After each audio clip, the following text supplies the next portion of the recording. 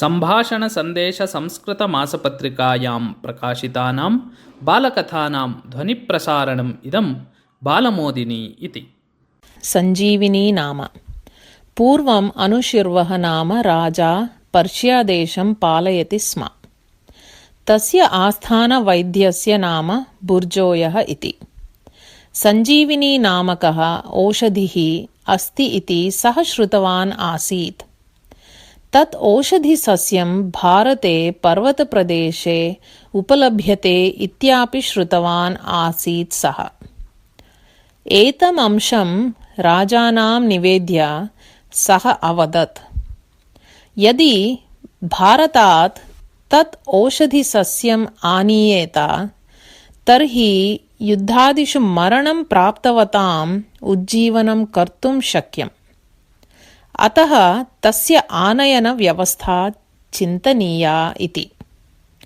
राजा अवदत्, उत्तमा सूचना एषा।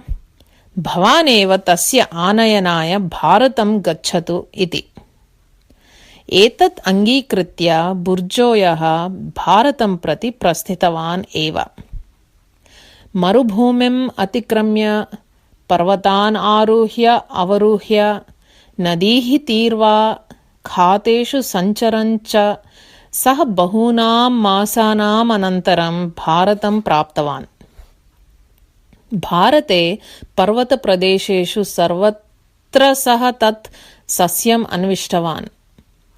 क्वापि तत् न लब्धम्। बहून् जनान् सः पृष्टवान्। कुत्रापि समुचितम् उत्तरं न प्राप्तम्।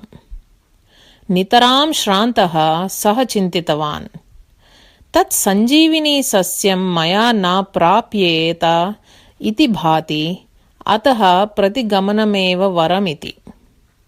अत्रान्तरे कश्चन पण्डितः तेन मिलितः। तमपि सञ्जीविनी सस्यविषयं पृष्टवान् बुर्जोयः। तदा सः पण्डितः उक्तवान्, अयि भोः, पर्वते सञ्जीविनी सस्यं प्राप्यते इत्येतत् किञ्चन आलङ्कारिकं वचनम्। पर्वताः नाम ज्ञानिनः। ज्ञानेन ते पर्वतोपमाः भवन्ति। मृताः नाम अज्ञानिनः। तान् उज्जीवयति ग्रन्थः। तन्नाम ग्रन्थः तेषां मृतप्रायताम् अपनीयत् तान् ज्ञानसम्पन्नान् करोति। तादृशं ज्ञानं पञ्चतन्त्रनामके ग्रन्थे अस्ति। सः एव सञ्जीविनी तुल्यः। तं ग्रन्थं भवान् स्वदेशं नय। तत्रत्यं ज्ञानम् आदौ भवान् स्वयं सम्पादयतु। ततः तत् पात्रे वितरतु। तस्मात् भवतः देशे अपि ज्ञानप्रसारः भविष्यति इति। एतत् अभ्युपगत्य बुर्जोयः पञ्चतन्त्रग्रन्थं स्वदेशम् अनयत्।